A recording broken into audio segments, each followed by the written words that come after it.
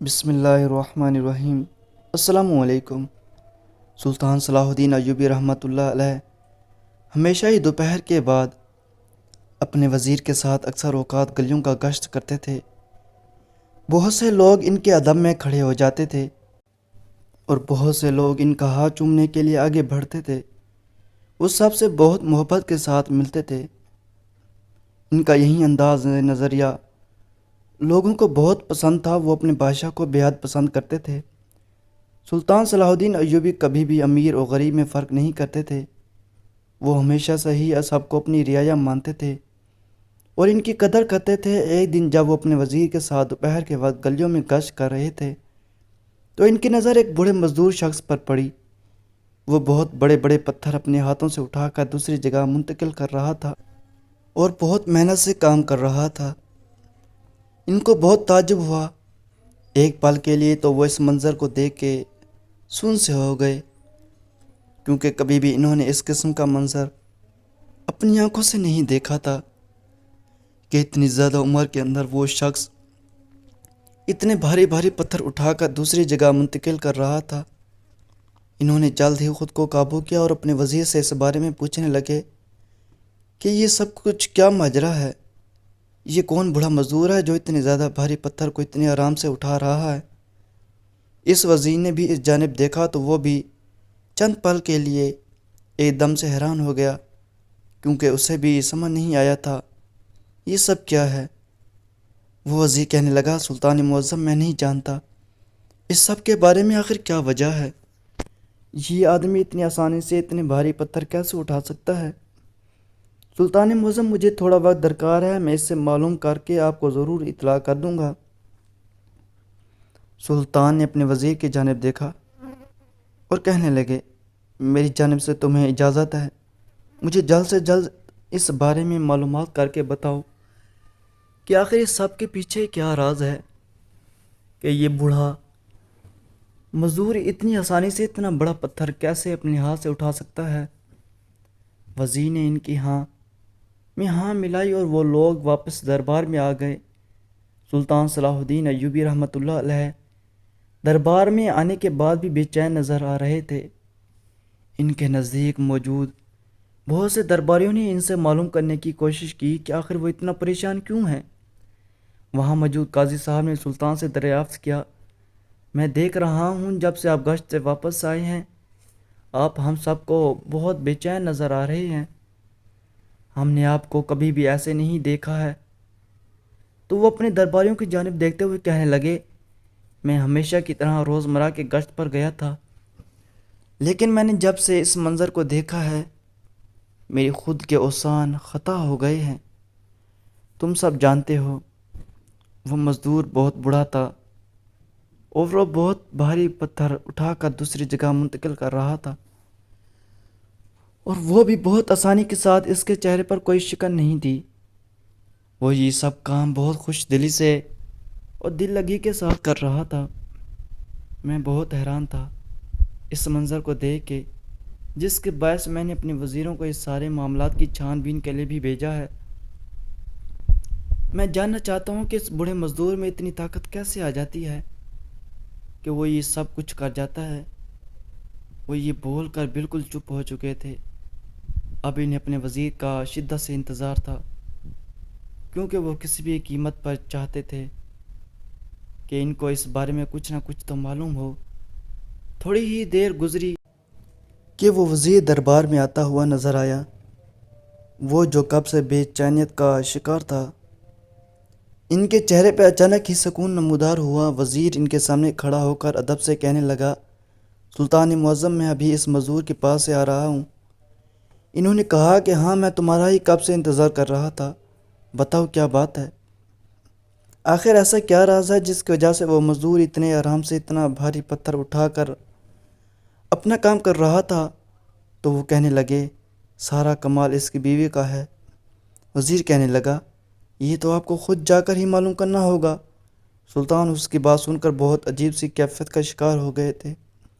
انہوں نے کہا کہ ہاں میں ضرور وہاں جاؤں گا اور معلوم کروں گا کہ آخر ایسا کیا راز ہے جو اس مزدور کے اندر اتنی طاقت بھر دیتا ہے اور ایسا اس کی بیوی کیا کرتی ہے جس کی وجہ سے اس میں اتنی طاقت آ جاتی ہے کہ وہ بنا کسی بھی مسئلے کے آرام سے اپنا کام کر لیتا ہے۔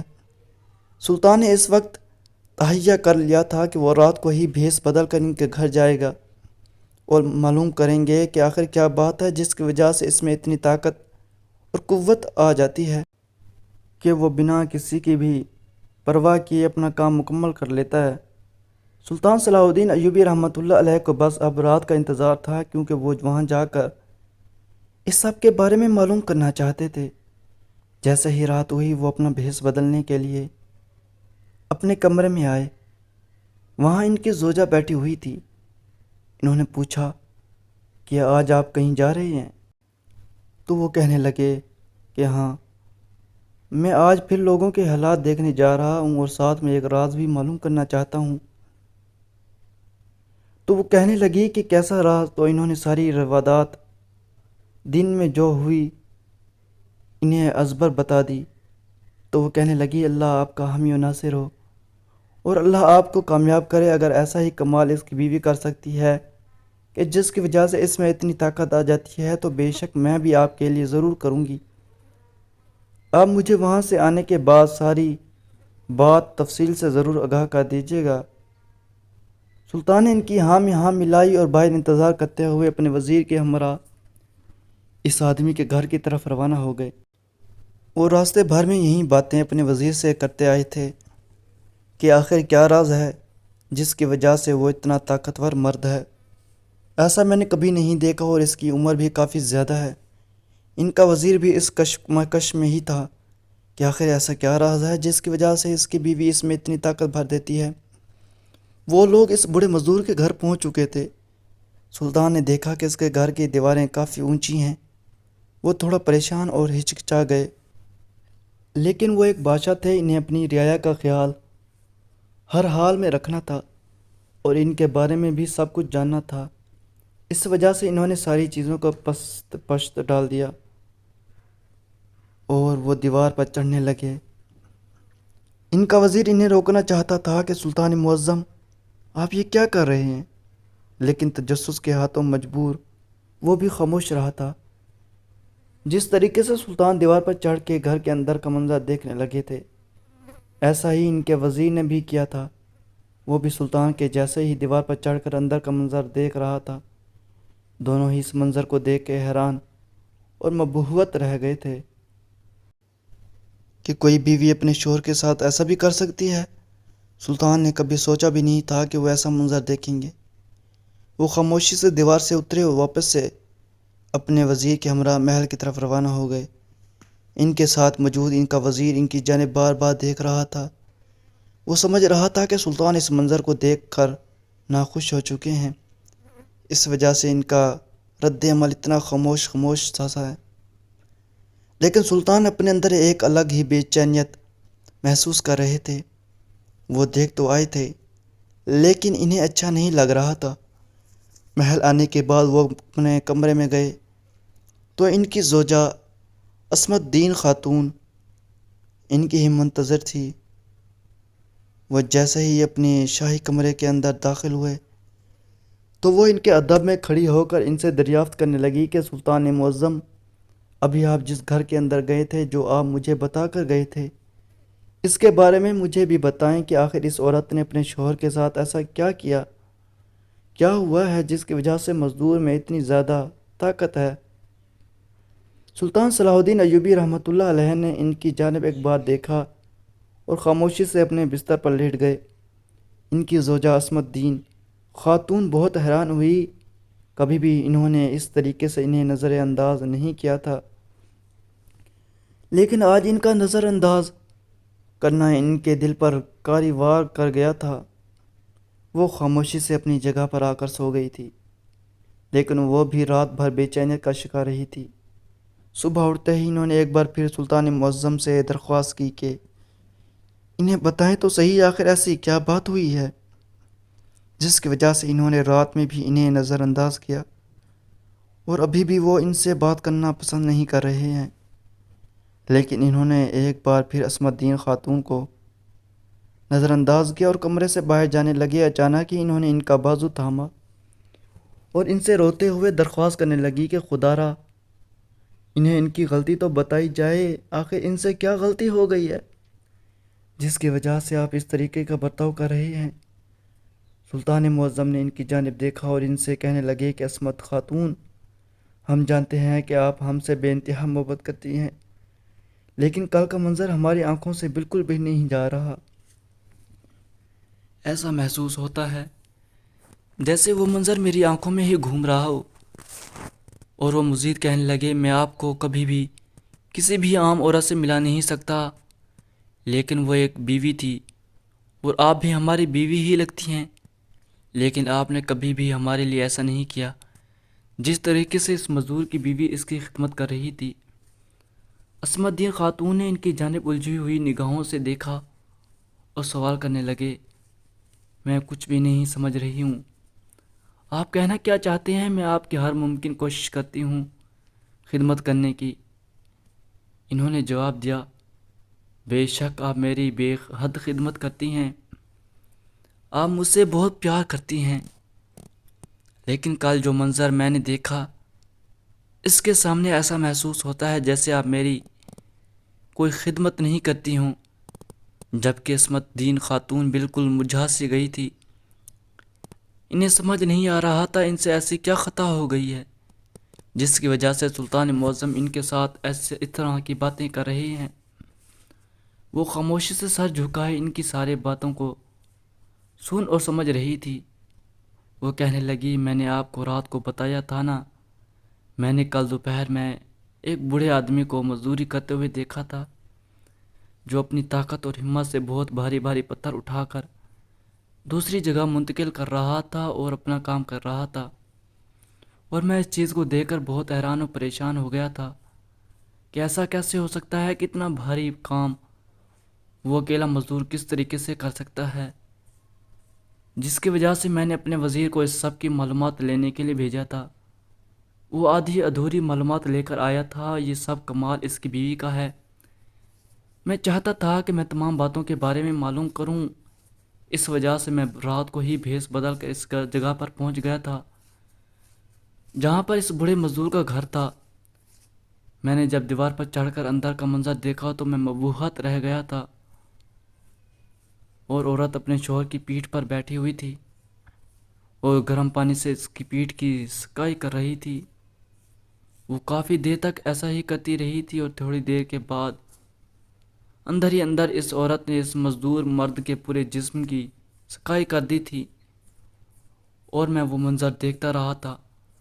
تھوڑی دیر بعد وہ عورت کچن کے اندر گئی تھی اور ایک گلاس دودھ کا لے کر آئی تھی۔ میں اتنا تو جان گیا تھا کہ وہ دودھ کوئی معمولی دودھ نہیں ہے، اس دودھ کے اندر کچھ تو موجود ہے، اور وہ ہلدی والا دودھ تھا، اس آدمی کو بہت طاقت دینے والا تھا۔ اس عورت نے اس کے بعد اپنے شوہر کے ساتھ کھڑے ہو کر ورزش شروع کر دی تھی۔ میں یہ سب دیکھ کر بہت حیران تھا کہ وہ عورت خود کو بھی اپنے شوہر کے ساتھ تھکا رہی تھی، جبکہ وہ تو سارا دن گھر ہی پر رہی تھی۔ اس کے باوجود اس نے اپنے شوہر کو اکیلا نہیں چھوڑا تھا اور اس کو سمجھاتی جا رہی تھی، اور ساتھ ساتھ اس کے کرتی بھی چاہ رہی تھی، جیسے جیسے وہ کرتی ویسے ویسے اس کا شوہر اس کی نقل میں کر رہا تھا۔ میں سمجھتا تھا عصمت دین خاتون آپ مجھ سے بہت محبت کرتی ہیں، آپ میرا بہت خیال رکھتی ہیں، لیکن کل کا منظر دیکھنے کے بعد مجھے اس بات کا بہت اچھے سے اندازہ ہو گیا تھا کہ آپ میرا کوئی خیال نہیں رکھتی۔ میں آپ سے بہت خفا ہوں، کبھی آپ نے میری ایسی ذمہ داری، ایسی خدمت نہیں کی جیسے اس مزدور کی بیوی اپنے شوہر کی کرتی تھی۔ سلطان معظم بہت زیادہ خفا نظر آ رہے تھے۔ اپنی بیوی سے انہوں نے یہ ساری باتیں کی اور وہاں سے الٹے قدموں نکل کر دربار میں آ گئے۔ انہوں نے اس مزدور اور اس کی بیوی کو اپنے دربار میں طلب کیا ہوا تھا۔ وہ وہاں پر آئے تو سارے ان کے ادب میں کھڑے ہو گئے۔ انہوں نے سب کو بیٹھنے کا اشارہ کیا اور اپنے تخت پر جا کر بیٹھ گئے۔ تھوڑی دیر میں ہی مزدور اور اس کی بیوی کو دربار میں طلب کیا۔ عصمت دین خاتون یہ سارا منظر کھڑی ہو کر جالی کے ذریعے دیکھ رہی تھی۔ ان کا ایک منٹ بھی اپنے کمرے میں دل نہیں لگا تھا، جس کے باعث وہ فوراً ہی باہر آ گئی تھی۔ دربار لگا ہوا تھا، اس وجہ سے انہوں نے اس پار جانا ضروری نہیں سمجھا، لیکن جب انہوں نے ایک مزدور اور ایک مزدور کی بیوی کو دربار میں آتے ہوئے دیکھا تو وہ ٹھٹک گئی اور قدم واپس لے جانے کے بجائے وہیں کھڑی ہو کر اس منظر کو دیکھنے لگی۔ سلطان معظم نے ان دونوں کو دربار میں طلب کر لیا تھا اور وہ دونوں ان کے سامنے کھڑے ہوئے کافی خوفزدہ نظر آ رہے تھے۔ سلطان معظم اس منظر کو دیکھ کر مسکرائے اور کہنے لگے، اے مزدور اور ان کی زوجہ، میں نے کبھی کسی پر بے جا ظلم نہیں کیا، کسی کو تکلیف نہیں پہنچائی، انصاف سے کام لیا، تو تم دونوں مجھ سے اتنا کیوں ڈر رہے ہو؟ میں تو سب سے بہت محبت سے پیش آنے والا انسان ہوں، تو تم دونوں اتنا خوفزدہ کیوں نظر آ رہے ہو؟ وہ دونوں ہی فوراً ان کی طرف نگاہ کر کے نفی میں سر ہلانے لگے اور کہنے لگے، سلطان معظم معافی چاہتے ہیں، اگر ہم سے کوئی خطا ہو گئی ہے، آپ بہت عظیم انسان ہیں، آپ جیسا بادشاہ کوئی نہیں ہے، آپ بہت دیانتدار اور ایماندار ہیں، ہم خوفزدہ نہیں ہیں، بس تھوڑا سا گھبرائے ہوئے ہیں۔ ایسا ہم سے کیا ہو گیا ہے جس کی وجہ سے آپ نے ہمیں طلب کیا ہے؟ سلطان معظم نے ان کی ساری بات سنی اور کہنے لگے، میں کل رات کو تمہارے گھر آیا تھا اور تمہاری بیوی اور تمہیں ایک ساتھ دیکھ کر ہمیں بہت خوشی ہوئی۔ ہم نہیں جانتے تھے کہ یہ عمل ہمارا اچھا تھا یا برا کہ ہم نے بنا اجازت تمہارے گھر کے اندر جھانکا، بس میں تجسس کے ہاتھوں مجبور ہو چکا تھا کہ آخر تم میں اس قدر طاقت کہاں سے آتی ہے کہ تم اتنا بھاری بھاری پتھر اٹھا کر آرام سے دوسری جگہ منتقل کر کے اپنا کام کر رہے ہوتے ہو، تمہارے چہرے پر کوئی شکن نہیں آتی، تم بہت مطمئن ہوتے ہو۔ یہی باتیں سوچ کر میں تھوڑا بے چین ہو گیا تھا اور میں نے اپنے وزیر کو بھیجا تھا، اور اس نے جب معلوم کیا کہ تمہاری بیوی کا یہ سب کمال ہے تو میں دیکھنے کی خاطر وہاں آیا تھا۔ میں نے کل بہت ساری چیزیں تمہارے درمیان اور تمہاری بیوی کے درمیان دیکھی، میں بہت خوش ہوں کہ تمہاری بیوی اتنی اچھی عورت ہے۔ وہ دونوں جو کافی خوفزدہ نظر آ رہے تھے یکدم ہی نارمل ہو گئے اور مزدور سلطان معظم کی جانب دیکھتے ہوئے کہنے لگا، میں جانتا ہوں آپ نے یہی سب دیکھا ہوگا کہ میری بیوی بہت دل اور لگن کے ساتھ میری خدمت کر رہی تھی، میرا آگے پیچھے کوئی نہیں ہے، میں نے ہمیشہ سے ہی محنت مزدوری کی ہے اور میں ہمیشہ سے ہی اتنی محنت اور لگن کے ساتھ کام کرتا ہوں جس کی وجہ سے میں اتنے بھاری بھاری پتھر بھی اٹھا لیتا ہوں۔ میری بیوی میرا بہت خیال رکھتی ہے، لیکن کچھ دنوں سے میری طبیعت بہت ناساز تھی جس کے باعث میں یہ کام نہیں کر پا رہا تھا۔ طبیب کے پاس جب میں نے دکھایا تو انہوں نے میری بیوی کو ہدایت دی کہ تم اپنے شوہر کے جسم کی اچھی طرح مالش کیا کرو اور اس کو بادام اور ہلدی والا دودھ روزانہ 1 گلاس پلایا کرو، جس کے بعد میرے اندر بہت سی طاقت آ جائے گی۔ اور ایسا ہی میری بیوی کرنے لگی، تھوڑے ہی دنوں میں مجھ میں ویسی جان اور طاقت محسوس ہونے لگی۔ میری بیوی مجھے ورزش بھی کرواتی ہے جس کی وجہ سے میرے جسم کی ساری نسیں کھل گئی ہیں، ورنہ اس سے پہلے جب بھی میں اپنے گھر کام کر کے آتا تھا تو میرا جسم بہت دکھتا تھا، لیکن جب سے میری بیوی میرا خیال رکھنے لگی ہے میں تب سے صحت یاب ہو گیا ہوں۔ سلطان معظم تھوڑی کے نیچے ہاتھ رکھے ہوئے یہ سب باتیں بہت غور سے سن رہے تھے اور مسکرا رہے تھے۔ مزدور نے جب اپنی بات مکمل کی تو سلطان معظم نے حکم دیا کہ ان کو 100 سکے سے نوازا جائے اور ان دونوں کو باعزت محل کے دروازے تک چھوڑا جائے، کیونکہ یہ عورت بہت قابل تعریف خاتون ہے جو اپنے شوہر کا اتنا خیال رکھتی ہے۔ یہ ایک جنتی خاتون ہے، اس کو کوئی بھی پریشانی نہیں ہونی چاہیے، جس کی وجہ سے انہوں نے انعامی طور پر 100 سکے ان لوگوں کے حوالے کیے اور ان کو عزت کے ساتھ گھر روانہ کر دیا۔ جالی کے پاس کھڑی عصمت دین خاتون بہت زیادہ اداس ہو گئی تھی اور خاموشی سے اپنے کمرے میں آ کر بیٹھ گئی تھی۔ تھوڑی دیر بعد ان کی ایک کنیز نے آ کر بتایا کہ ان کا فرزند ان سے ملاقات کرنے کا خواہش مند ہے۔ انہوں نے فوراً اجازت دی۔ الافضل صلاح الدین کمرے کے اندر آتے ہی ماں کے سینے سے لگ گئے اور ان کے ماتھے پر ایک بوسہ دے کر کہنے لگے کہ امی جان آپ کیسی ہیں؟ انہوں نے بجھے ہوئے دل کے ساتھ جواب دیا، میں ٹھیک ہوں۔ الافضل صلاح الدین تھوڑا سا چونک گئے اور اپنی ماں کو دیکھ کر کہنے لگے، امی جان آپ ہمیں کافی سے زیادہ اداس محسوس ہو رہی ہیں، کوئی بات ہوئی ہے کیا؟ تو انہوں نے ایسا آواز میں تمام روادات اپنے بیٹے کی گوش گزار دی۔ ان کا یہ فرزند ان سے بہت زیادہ محبت کرتا تھا اور ان کے دل کے بہت زیادہ قریب تھا، جس کے باعث انہوں نے کوئی بھی بات ان سے چھپانا ضروری نہیں سمجھی تھی۔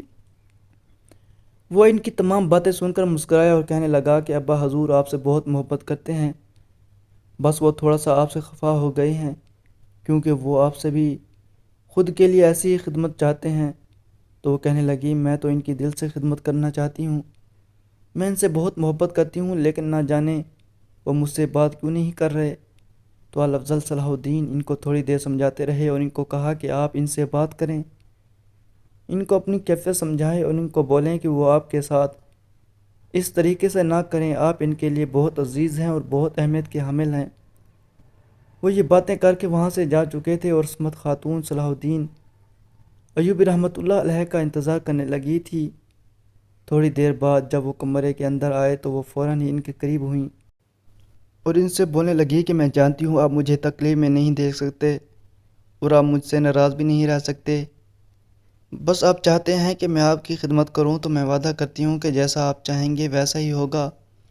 وہ مسکرا کر اپنی بیوی کی جانب دیکھ رہے تھے، وہ جانتے تھے کہ ان کی بیوی ان کے معاملے میں کتنی حساس ہے۔ انہوں نے ساری باتوں کو پست پش ڈالا اور اپنی بیوی کو اپنے سینے سے لگا لیا اور کہنے لگے کہ عصمت خاتون، ہم جانتے ہیں کہ آپ ہم سے بہت محبت کرتی ہیں، بس ہم اس مزدور کی بیوی کی محبت دے کر تھوڑا سا خفا سے ہو گئے تھے کہ ہماری بیگم تو ہماری ایسی خدمت کبھی بھی نہیں کرتی، لیکن ہم جانتے ہیں کہ آپ جیسی محبت ہم سے کوئی نہیں کر سکتا ہے۔ اب آپ پریشان نہیں ہوں، ساری چیزوں کو بھول جائیں، ہم تو بس یہ سب کچھ جان بوجھ کر کر رہے تھے، ہم دیکھنا چاہتے تھے کہ آپ ہمیں کتنا چاہتی ہیں۔ جبکہ انہوں نے حیران ہو کر ان کی طرف دیکھا اور کہنے لگی کیا مطلب؟ ہم آپ کی بات کا مطلب نہیں سمجھے۔ تو وہ کہنے لگے ہم دیکھنا چاہتے تھے کہ آپ ہماری ناراضگی کو اپنے سینے سے لگاتی ہیں یا پھر ہمیں نظر انداز کر دیتی ہیں، لیکن آپ نے ایسا کچھ نہیں کیا، بلکہ ہمیں اہمیت دی اور ہماری ناراضگی کو بھی برداشت کرتے ہوئے ہمارے لیے روئیں اور ہمارے فرزند سے بھی ہماری شکایت کر دی تھی۔ ابھی آپ کی وجہ سے وہ ہم سے بول رہے تھے کہ ابا حضور آپ ہماری امی حضور کو اس طریقے سے تکلیف نہ پہنچائیں۔ تو عصمت خاتون نیچے دیکھ کر مسکرانے لگی اور کہنے لگی ہم آپ سے بہت محبت کرتے ہیں، بس اس وجہ سے ہی ہم نے اپنے فرزند سے آپ کا ذکر کر لیا تھا اور کوئی بات نہیں تھی۔ اس واقعے سے یہ بات ثابت ہوتی ہے کہ ایک اچھی بیوی اپنے شوہر کے لیے کچھ بھی کر سکتی ہے، ایک اچھا ہم سفر ہی ہمیں اس منزل تک لے جاتا ہے جہاں تک ہم جانا چاہتے ہیں۔ اس مزدور کی بیوی نے اپنے شوہر کی خدمت کی اور اس کو ایک بار پھر کھڑا کیا، اگر وہ ایسا نہ کرتی تو اس کا شوہر کبھی بھی ہمت سے کام نہیں لے پاتا، ایک اچھا ہم سفر زندگی کو حسین کر دیتا ہے۔